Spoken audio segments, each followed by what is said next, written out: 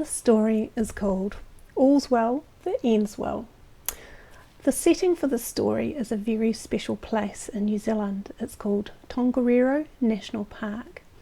Now, Tongariro National Park is a UNESCO World Heritage Site. It is our oldest national park. It's in the central North Island and it's dominated by three major volcanoes, Ruapehu, Ngārahoe and Tongariro, hence the name Tongariro National Park. Now, it's got dual World Heritage status for its cultural and natural features, and it's a very special place for the Māori people.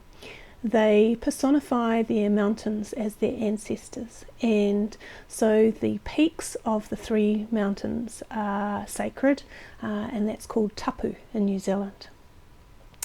It's also the location of one of the world's most well-known one-day walks or one-day hikes. It's called the Tongariro Alpine Crossing, and it goes across one of these active volcanoes. It's also very hazardous. Unfortunately, we've had several people pass away on the mountain. The reason for that is often because people forget that they are in an alpine environment and that weather conditions change very rapidly. We have people who underestimate their fitness level and their ability to traverse such a mountainous area. We also, because of the weather conditions changing rapidly, sometimes people get lost and separated from their parties. So there's a whole variety of reasons why we have had some fatalities on that mountain. Before coronavirus, it got very popular, so popular we were getting about between 1,000 to 2,000 people in peak season going across the mountain in a day, and people would say that it was starting to become like a conga line, everybody all in a line going across the manga. Manga is the Māori word for mountain.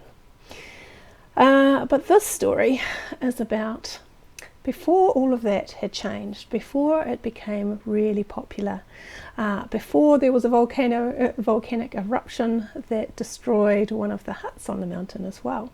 And the story is really, I guess, a cautionary tale about how to look after yourself in the mountains and not do anything stupid.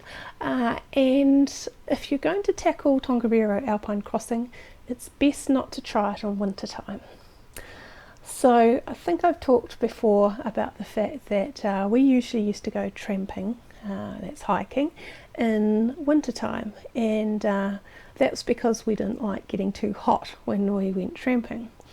We decided to go tramping up the north face of Tongariro in the middle of winter, and we set off with quite a group of friends on the Friday night, and we walked up the zigzags towards Kitatahi Hut, which is now gone because it got destroyed by a volcanic eruption.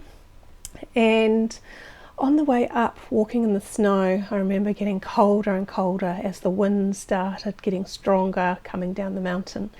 And by the time we got to Kitatahi Hut, I was very bone chilled. And Kitatahi Hut didn't have any heating at all. But that wasn't really a problem. We just snuggled up in our sleeping bags and warmed up. One of the things that we used to really enjoy doing whenever we went tramping in the snow was we would take a box of cheesecake with us.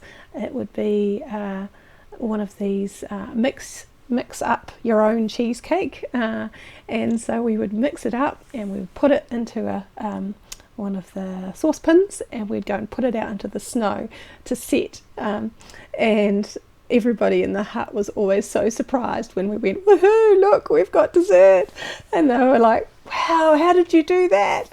So that was a bit of fun. The next morning we got up early and we headed up the mountain. We were wanting just to do a day trip up to a special place called the Emerald Lakes, and then we were going to come back down to the Kitatahi Hut. But something had happened overnight, and there was a lot of snow, and there was a lot of snow that was drifted over the track. So your track was here, there was like a snow bank across it, and then it had got very cold overnight, and the snow had frosted hard, so there was like this ice layer sitting on top of the snow. And we didn't have any crampons, we didn't have any ice axes, so really we shouldn't have been up there in those conditions. And we were probably in a party of probably 6 to 8 people, and we had some people who were older than us with us, and so I'd been used to walking in the snow, and I knew how to look after myself in the snow, and I was showing the others how to kick my feet through the ice layer into the snow below, so that you could make a platform, and you could get across these drifts, and it was all going very well, very, very well, except for when it didn't. So we had got quite a bit further up the mountain. We were almost past the zigzags where all the snowdrifts were, and we were about to get up onto one of the North Crater area of Tongariro Mountain, when my little technique didn't work, and suddenly I shot off the mountain. So thankfully it was quite a hot day for walking, even though we were in the snow, and I didn't have any gloves on. So I had rain pants on over my leggings, so my bottom half was really slippery, and my top half was slippery, but no gloves on my hands. So below me was this great big ravine. It was probably a good 300 to 400 meters slide down to the bottom, and the danger was that I could have just kept on going and slid all the way down there, and by the time I got down to the bottom I would have been at such a speed that it would have been pretty surprising if I had come out of that either without a lot of broken bones, or maybe not even survive that.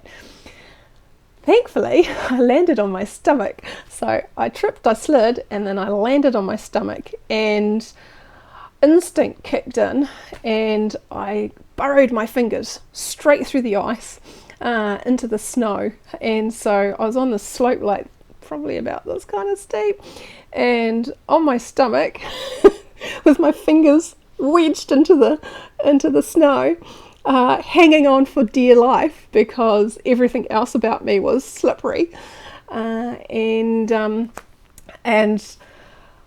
all the guys of the party at that point very quickly started tramping a kind of like a ledge underneath me to create like a platform, so that they could get me unplugged out of the snow and get me upright, and then get me back up onto the track.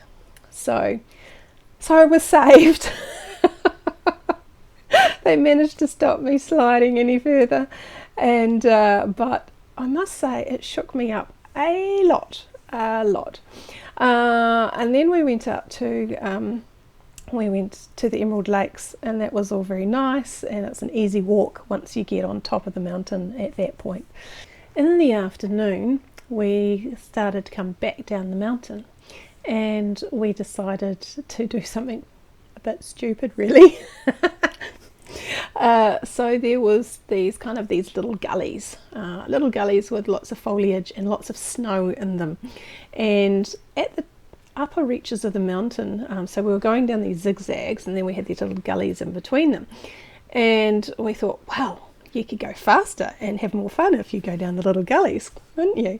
There was plenty of snow, so that wasn't a problem. So we were sliding down these little gullies, and that was really fun till it wasn't. What we hadn't realised was that further down the mountain, it had heated up, and the snow had got slushy, and and it had no substance and it wasn't holding things. So I'm sliding down, and then all of a sudden I disappeared down a hole. So the snow was suddenly up around my ears. It was actually over the top of my head, and that was another kind of like, that wasn't a good idea. So I had to climb out of that hole, and we had another go and disappeared down another hole, and we gave up and walked down the mountain back down to the Ketatahi hut.